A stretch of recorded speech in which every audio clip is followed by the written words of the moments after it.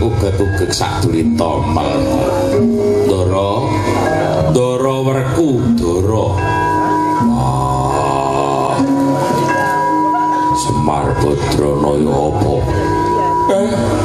nyun mangsane Gus ing kula bilih sowan kula ndadosaken kagiyating penggalih inggih namung lampah kula para abiyantara sanipun Dara Werkudara ing mriki kula nampi sasmita ingkang wigatos tumrap Dara Werkudara wigatine kepiye Kakang Semar ngeten ing mangke Jawata badhe nurunaken kanugrahan ingkang sebat wahyu katentreman nggih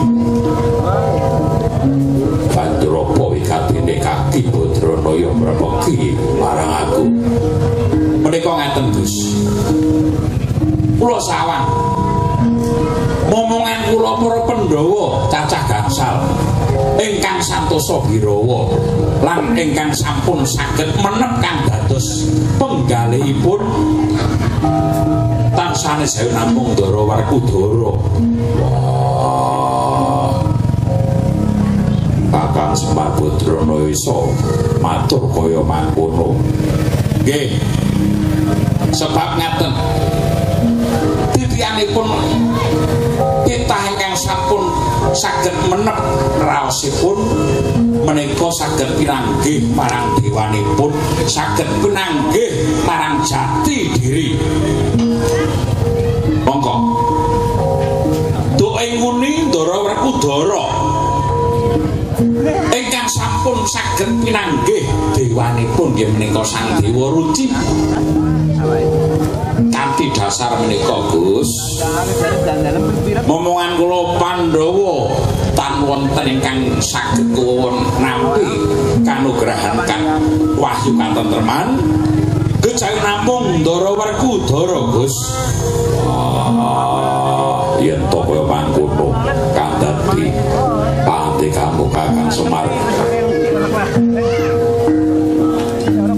Carane kaya ngapa lan ana ngendi dununge tak golekane wahyu katentreman. Nggih.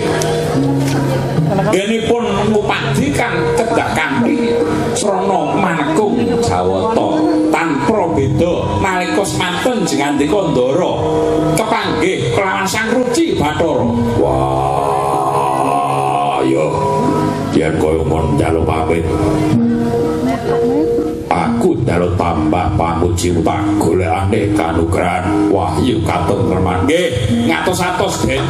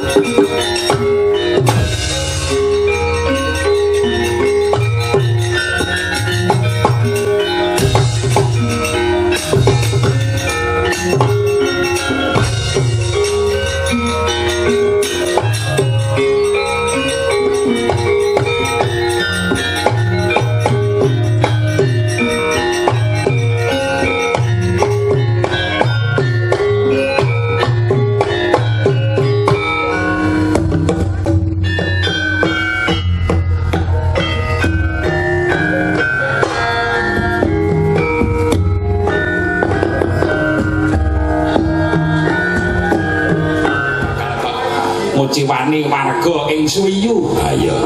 Dadi video kowe. Sowanang kepil. Wes sing tanpa pepindhan temenan nang karo kowe katimbalan maneh. Nggo tamba kangen. Iya.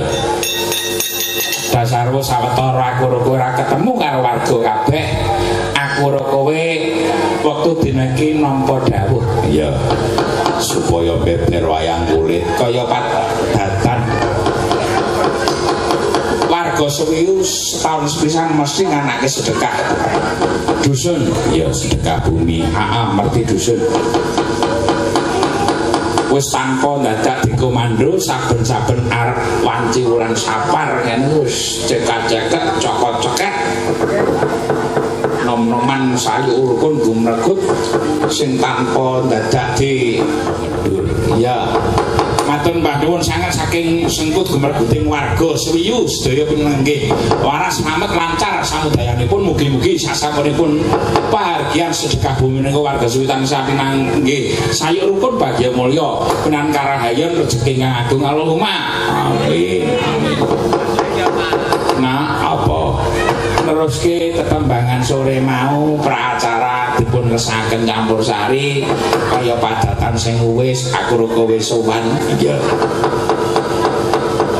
Udakara pirang taun rasowan lali aku ngedhite sentek lali aku ya iki nggo gawe tamba kangen karo dulur kabeh utamane karo Mas Ruli sekeluarga Mas Aan aku ya matur nuwun banget iya nalika semono ki tanpa nganggo tariwara tanpa nganggo sasmita sikik nebel apa ya ora teko-teko mbengi mak gruduk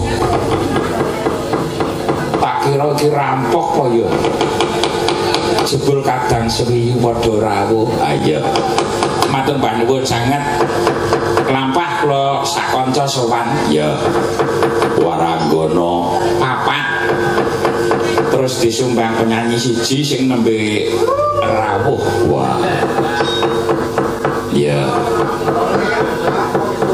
matur nuwun disenggoyong kadang penyanyi ya mengko ditepungake aku kowe urung cetha para pengrawit wis udakara patang dina iki ora mulih wah mulane kecut ya ngono iki titikane angger kecut mesti cetha wiyaga mesake awan bengi ora ngasuh panjene ngasuh ya ngasuh rasa dadak ngrumus barang ra nah ya semangate sing aku seneng mak ya nun sewu tak tepungake sing endi sikik sing sisih pinggir dhewe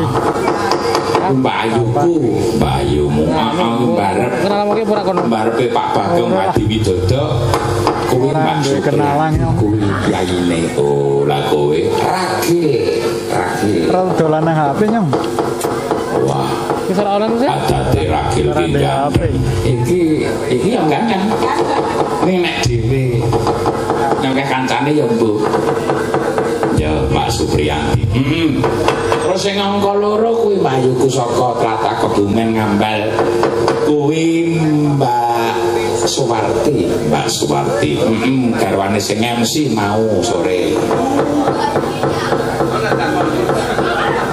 kok muni aku arep muni selingkuhane